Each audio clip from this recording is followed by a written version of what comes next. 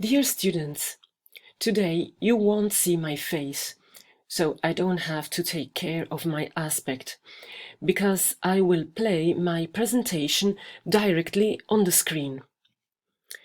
I will try to speak slowly, so you will hopefully understand the exposed issues better. So I will introduce to you the topic blood, and I hope I will be able to show you its importance in human body.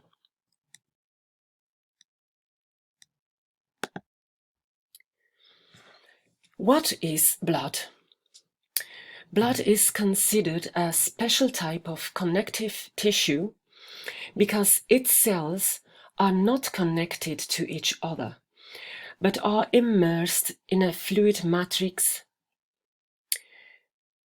Furthermore, its function is to connect, sustain, and bring nourishment to other tissues. Blood is a liquid that flows through special vessels called arteries, veins, or capillaries. Blood is pumped by the heart.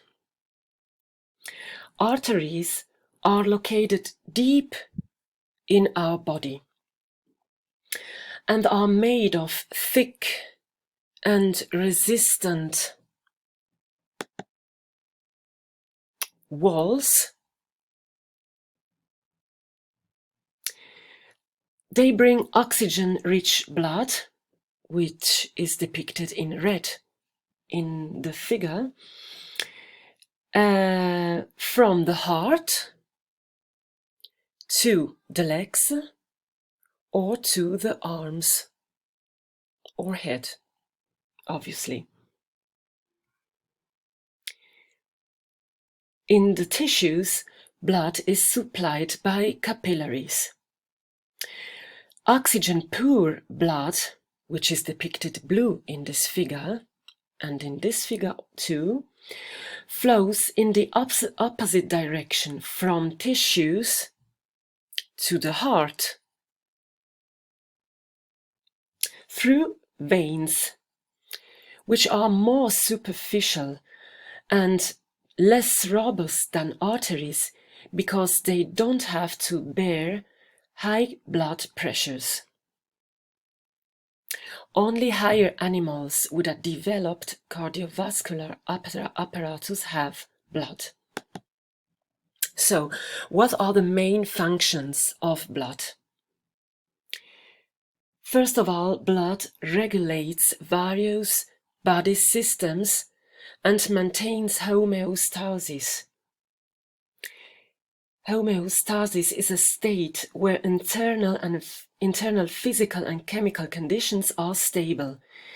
This dynamic equilibrium guarantees optimal function of our organism.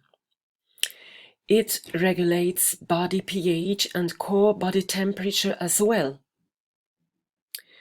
Moreover, blood supplies tissues with oxygen and nutrients and transports waste products away from the cells. Finally, blood has also protective function. It protects the body from injury by avoiding blood loss through clotting.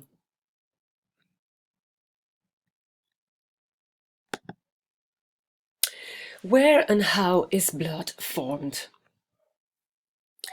Hemopoiesis is the process that produces all blood elements and takes place in the red bone marrow, found in the bones. All these elements derive from a common stem cell that grows up, forming either a platelet, a red blood cell, or a white blood cell. So all these elements have a common mother cell. So which are the components of blood? What is blood made of? If we put fresh blood into a vessel and pour an anticoagulant product in the same vial, blood remains liquid and can be centrifuged. After centrifugation, blood will appear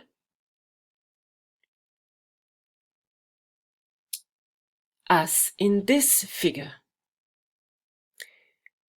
So, in the upper or lighter part, you will find a clear yellowish solution called plasma. The heaviest part is made of formed elements, red blood cells. And in between these two layers, there is a buffy coat, a white layer mainly made of white blood cells and platelets.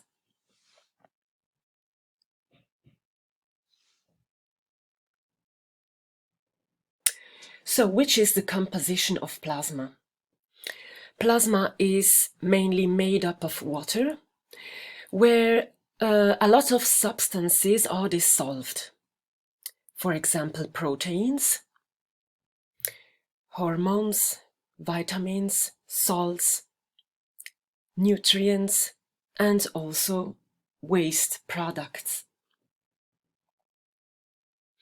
Among the different proteins, fibrinogen is very important because this protein triggers blood clotting.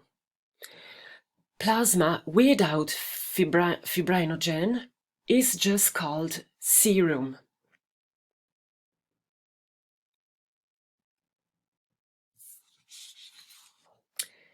So, let's take a look at red blood cells, also called erythrocytes. So they confer the red color to the blood. And erythrocytes are cells who lost the nucleus during growth. They resemble a biconvex discoid, so a lens-shaped structure that may fold passing through narrow capillaries. So, red blood cells are mainly constituted by a particular protein called hemoglobin. Considering one single red blood cell, as depicted in this figure above, we can see how many hemoglobin proteins cover the entire erythrocyte. The whole cell is made of millions of tiny hemoglobins. Every hemoglobin, which is a protein, is able to transport 4 oxygen molecules. By occupying these 4 sites, 1, 2, 3, and 4. These sites are called heme. This site is an inorganic molecule in whose center we can find an iron atom, exactly here, which is able to reversibly absorb or release an oxygen molecule.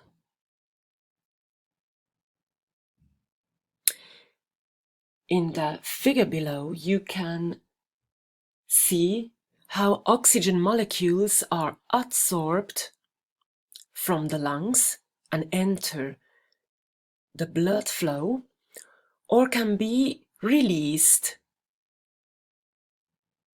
from the blood flow and spread to tissue cells.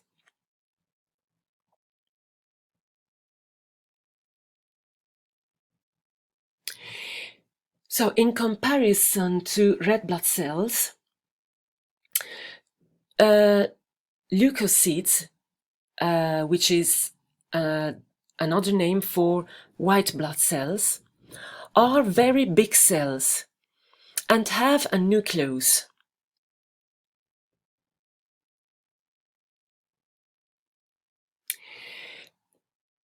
Some of them are produced in the red bone marrow and grow up in the lymphatic system, or are directly produced there as well. Leukocytes are involved in the defense of our organism during pathogen-driven infections. And there are 3 types of leukocytes. These 3 are called granulocytes. And with the monocytes, they are all involved in the non-specific defense of the organism. That means that they act against a wide range of pathogens. Lymphocytes, on the contrary, are involved in the specific defense of the organism, which is performed by a targeted defense against a particular type of pathogen.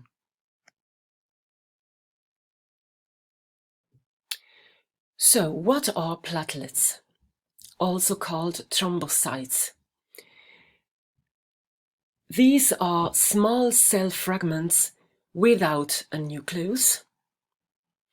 They gather at the site of injury in case of tissue damage and react to bleeding from blood vessel injury by initiating the coagulation process, which is called blood clotting.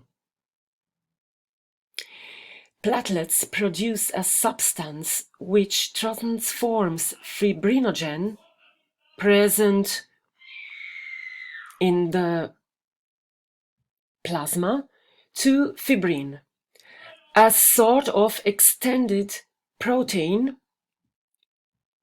which is able to form a sort of net and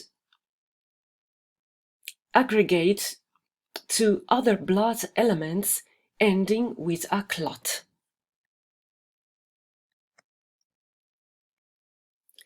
So there are different blood types. These blood types are, for example, blood type A, blood type B, blood type AB, or blood type 0. These blood types were discovered more than a century ago. These are genetically determined. A, B, and 0 are symbols that represent a small sugar molecule which covers red blood cell surface. These short sugar chains, which are also called oligosaccharides, are recognized by our immune system. There is another molecule called rhesus factor, which is also a hereditary molecule, but a protein type molecule that also converts the surface of red cells, which also covers, the surface of red blood cells. If present, the positive rhesus type is determined, otherwise the negative type.